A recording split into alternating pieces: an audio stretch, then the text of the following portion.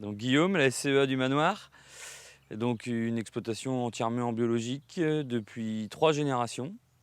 Donc ça a démarré dans les années 60, polyculture élevage, jusqu'à une spécialisation du maraîchage dans les années 90. La surface totale aujourd'hui, 65 hectares.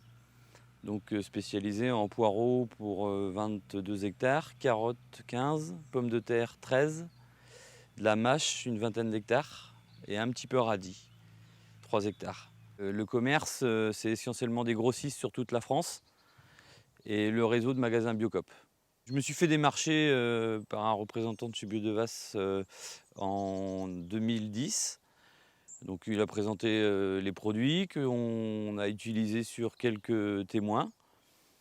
Et puis on s'est rendu compte qu'on avait un gain de production, une qualité sur les légumes. Donc on a généralisé à l'ensemble des productions l'année d'après. Et puis on a perfectionné le programme au fil des années pour avoir quelque chose de homogène aujourd'hui. On a réussi à faire un programme adapté à mes besoins et puis surtout à mes cultures. Donc du coup, je trouve que ça renforce, on suit toute la production, la croissance de la plante avec de l'Active Start pour renforcer toutes les défenses immunitaires.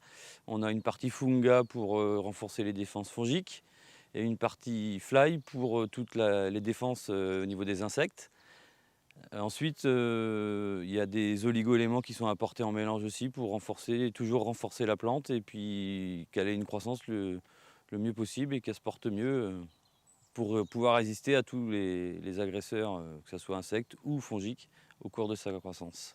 Ben, on est en bio, alors certains pensent que c'est pas parce qu'on est en bio qu'on doit laisser pousser les légumes comme ça et puis bah, faire que la nature fasse tout le travail. On est dans une démarche où on fournit des grossistes qui ont un cahier des charges sur les achats qui, plus ça va, tend vers le conventionnel au niveau des agréages. Donc il faut qu'on ait un produit de qualité, sain, sans défaut, pour pouvoir honorer au maximum nos clients. Ah, ça diminue quand même un petit peu les intrants parce qu'en bio, on est très limité. Donc le principal traitement qu'on pouvait avoir, c'était la bouillie bordelaise, donc à base de cuivre. On connaît ses effets néfastes sur le sol, donc moins on en utilise, mieux c'est. Donc avec ça, on a très fortement diminué notre dose de cuivre hectare. On s'en sert maintenant que lors de fortes pressions pour venir compléter la gamme Biodevas. Mais c'est tout, quoi. Donc ça fait quand même diminuer les produits phytosanitaires, même pour nous, quoi. Bah, il n'y a pas besoin de protection pour l'applicateur et de plus, ils sentent très bon, quoi. Et Laurent passe régulièrement voir les cultures et il peut voir des choses que nous, en tant que producteurs, vu qu'on va un peu partout, on voit moins. Lui, il se concentre plus sur les cultures en suivi et fait un petit rapport à chaque visite pour voir si tout va bien ou si, attention, il faut peut-être faire modifier ça, augmenter cette dose de produit pour être mieux, quoi. C'est pas que l'aspect commercial, ouais, il y a vraiment un suivi technique, ouais. Donc les carottes, on fait de l'Active Start dès le début de la culture, qu'on suit avec des traitements tous les 10 à 15 jours en liquide et contre l'insecte qui était notre principale difficulté en bio, la mouche de la carotte. Donc les solutions qu'on avait avant, c'était de couvrir avec des filets.